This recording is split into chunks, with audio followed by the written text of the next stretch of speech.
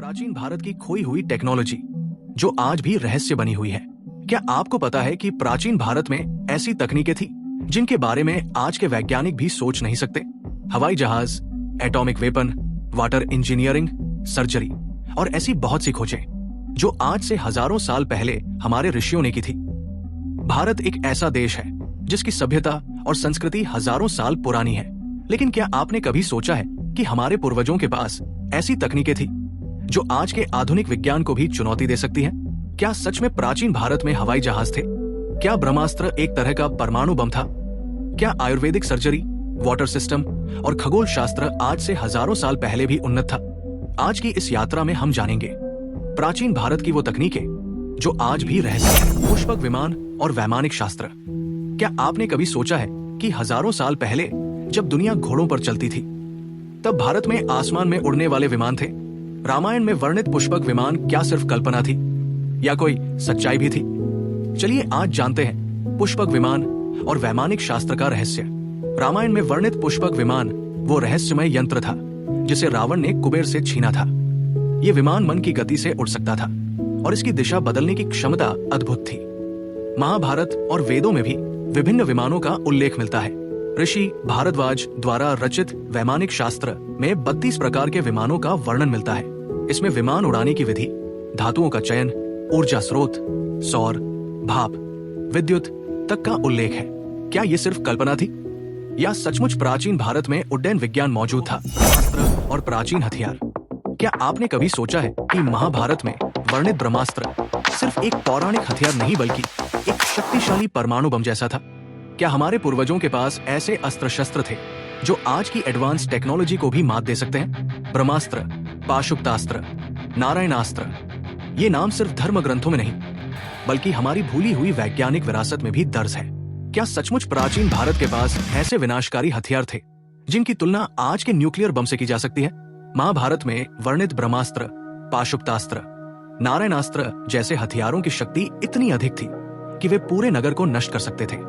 इन हथियारों का वर्णन कुछ ऐसा है। जब ब्रह्मास्त्र छोड़ा गया तो सूर्य जैसा प्रकाश फैला, पानी सूख गया, पेड़ जल गए और लोग अंधे हो गए। ये विवरण एटॉमिक बम के प्रभाव से मेल खाते हैं। क्या वास्तव में हमारे पास प्राचीन न्यूक्लियर टेक्नोलॉजी थी? लोहे का खंभा और धातु विज्ञान। दिल्ली के कुतुब मीनार परिसर में एक रहस्यमयी खंभा है, 7 मीटर ऊंचा, लगभग 1600 साल पुराना, लेकिन आज तक उसमें एक भी जंग नहीं लगी। वैज्ञानिक हैरान है, ऐसी धातु तकनीक आज भी हर देश के पास नहीं है। इसे कहते हैं भारत का प्राचीन धातु विज्ञान, जो इतना विकसित था कि बिना आधुनिक मशीनों और प्रयोगशालाओं के भी हमारे पूर्वजों ने ऐसे लौह स्तंभ बनाए जो सदियों तक टिके रहे। क्या ये सिर्फ एक इत्तेफाक है या फिर भारत ने धातु विज्ञान में ऐसी ऊंचाइयां छू ली थी जिन्हें आज हम भूल चुके हैं? चलिए जानते हैं लोहे के इस अनोखे खंभे की कहानी और भारत के धातु विज्ञान की गहराइयां। दिल्ली के कुतुब मीनार परिसर में स्थित लोहे का खंभा पिछले 1600 सालों से बिना जंग लगे खड़ा है। इसमें प्रयुक्त लोहा इतना शुद्ध है कि आज भी वैज्ञानिक इसकी तकनीक को पूरी तरह नहीं समझ पाए हैं। प्राचीन भारत में वुड, स्टील और तमिलों की तलवारों का उल्लेख मिलता है जिन्हें रोम और अरब देशों में निर्यात किया जाता है। जल प्रबंधन और सिंचाई प्रणाली। जब आज के शहरों में हर साल बारिश में पानी भर जाता है, तब सोचिए 5000 साल पहले के भारत में ऐसी जल निकासी प्रणाली थी जिसकी आज भी मिसाल दी जाती है। हड़प्पा और मोहनजोदड़ो की सीधी सादी गलियों में छिपा था एक ऐसा वाटर मैनेजमेंट सिस्टम जो आज के स्मार्ट शहरों से भी आगे था। राजस्थान की बावड़िया, दक्षिण भारत की टंकी प्रणाली और हिमालय से बहती झीलों तक प्राचीन भारत ने पानी को सिर्फ एक संसाधन नहीं बल्कि पूजा योग्य जीवन स्रोत माना। आज हम जानेंगे कैसे बिना बिजली, बिना पंप और बिना आधुनिक इंजीनियरिंग के प्राचीन भारत के जल योद्धाओं ने बनाया था जल का अद्भुत साम्राज्य। हड़प्पा और मोहनजोदड़ो की जल निकासी प्रणाली इतनी उन्नत थी कि आज के कई शहरों में वैसी व्यवस्था नहीं है। राजस्थान की बावड़िया, जैसे कि चांद बावड़ी, गहराई से बनाई गई थी ताकि गर्मी में भी पानी ठंडा रहे।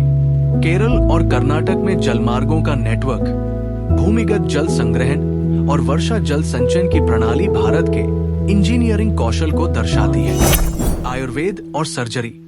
जब दुनिया बीमारियों का इलाज जड़ी बूटियों से भी नहीं कर पा रही थी, तब भारत में आयुर्वेद एक संपूर्ण चिकित्सा प्रणाली बन चुका था। हजारों साल पहले ऋषि चरक और सुश्रुत ने शरीर, मन और आत्मा के संतुलन से जुड़ी ऐसी चिकित्सा पद्धति दी जिसे आज भी वैज्ञानिक मान्यता मिल रही है। और सिर्फ इलाज ही नहीं, सुश्रुत ने तो नाक की प्लास्टिक सर्जरी, मोतियाबिंद ऑपरेशन और यहां तक कि गर्भाशय तक की सर्जरी के तरीके भी लिखे थे। तो आइए जानते हैं कैसे प्राचीन भारत ने आयुर्वेद और सर्जरी में वो ऊंचाइयां छुई थी जिन पर आज की मेडिसिन भी गर्व कर सकती है। सुश्रुत संहिता में 300 से अधिक शल्य क्रियाओं का वर्णन है। राइनोप्लास्टी, नाक की सर्जरी, कैटरैक्ट, मोती बिंदु, सिजेरियन डिलीवरी, फ्रैक्चर सेट करना। चरक संहिता में शरीर के अंगों, धमनियों, नसों का विस्तृत विवरण है। 100 से अधिक शल्य उपकरणों का वर्णन मिलता है। ये उपकरण तांबे, कांसे और लोहा से बने होते थे। खगोल शास्त्र और गणित। जब पूरी दुनिया ये मानती थी कि सूर्य धरती के चारों ओर घूमता है, तब आर्यभट्ट ने कह दिया था, नहीं, धरती सूर्य के चारों ओर घूमती है। जब दुनिया गिनती नहीं जानती थी, प्राचीन भारत ने शून्य दिया, बीजगणित, अलजेब्रा सिखाया और दशमलव पद्धति शुरू की। भारत के खगोल शास्त्रियों ने बिना टेलीस्कोप के ग्रहों की चाल, ग्रहण की भविष्यवाणी और नक्षत्रों की सटीक गणना की। आज हम जानेंगे कैसे भारत ने गणित और खगोल शास्त्र में वो क्रांति की जिसने पूरी दुनिया को नई दिशा दी। आर्यभट्ट ने बताया कि पृथ्वी अपनी धुरी पर घूमती है। उन्होंने पाई की सटीक वैल्यू निकाली। भास्कराचार्य ने गुरुत्वाकर्षण के सिद्धांत की चर्चा न्यूटन से सैकड़ों साल पहले की थी। शून्य का आविष्कार, दशमलव प्रणाली, बीजगणित और त्रिकोणमिति, ये सब भारत की ही देन है। वास्तुशास्त्र और मंदिरों की इंजीनियरिंग। जब आज की टेक्नोलॉजी इतनी उन्नत है, तब भी हजारों साल पुराने भारतीय मंदिर अपनी मजबूती और डिजाइन से सबको चकित कर देते हैं। इन मंदिरों के पीछे छुपा है एक विज्ञान, वास्तुशास्त्र, जो न केवल भवन की सुंदरता बढ़ाता था, बल्कि उसे प्रकृति की शक्तियों के अनुकूल बनाता था। हर मंदिर में गणित, ज्योतिष, वास्तु और इंजीनियरिंग का ऐसा अद्भुत मेल था जिसे देखकर आज के इंजीनियर भी दंग रह जाएं। उन प्राचीन तकनीकों के बारे में जिनसे बने ये अद्भुत मंदिर और कैसे वास्तुशास्त्र ने भारत की स्थापत्य कला को एक नई ऊंचाई दी। कोणार्क का सूर्य मंदिर, खजुराहो और दक्षिण भारत के मंदिर, ये सिर्फ धार्मिक स्थल नहीं बल्कि ऊर्जा केंद्र है। बिना सीमेंट के विशाल पत्थरों का संयोजन, 1 डॉट ध्वनि तरंगों की गणना, 2 डॉट नक्षत्रों के अनुसार स्थान चयन, ये सभी मंदिर पृथ्वी के चुंबकीय ग्रिड पर आधारित हैं और उनमें हीलिंग फ्रीक्वेंसीज होती है। विज्ञान बनाम कल्पना, सत्यता की जांच। हमारे इतिहास और पौराणिक कथाओं में कई ऐसे चमत्कार और तकनीकें वर्णित हैं जो आज की आधुनिक विज्ञान से मेल खाती है या उससे कहीं आगे लगती है। लेकिन क्या ये सब सिर्फ कल्पना है या इनमें छुपी है कोई वैज्ञानिक सच्चाई? क्या हम अपने प्राचीन ग्रंथों और कहानियों को विज्ञान की कसौटी पर परख सकते हैं? इस वीडियो में हम विज्ञान और कल्पना के बीच की रेखा को समझेंगे और जानेंगे कि कब कल्पना सच हो सकती है और कब वो बस एक कहानी बनकर रह जाती है। तो चलिए इस रोचक सफर की शुरुआत करते हैं। पौराणिक विज्ञान के उदाहरण, पुष्पक विमान, ब्रह्मास्त्र आदि। 1. आधुनिक विज्ञान के अनुसार उनकी व्याख्या। 2. मिथकों और इतिहास के बीच का अंतर। 3. वैज्ञानिक दृष्टिकोण से जांच की विधियां। 4. कब कल्पना को स्वीकार किया जा सकता है पर आज भी बहस जारी है। कुछ इसे कल्पना कहते हैं तो कुछ इतिहास। लेकिन क्या हर प्राचीन ज्ञान को केवल पौराणिक कहकर नकार देना उचित है? आज एआई, क्वांटम फिजिक्स और रोबोटिक्स की दुनिया में भी लोग वैदिक ज्ञान की ओर आकर्षित हो रहे हैं। भारत का इतिहास केवल कहानियां नहीं, एक वैज्ञानिक धरोहर है। आवश्यकता है इसे फिर से खोजने, समझने और अपनाने की।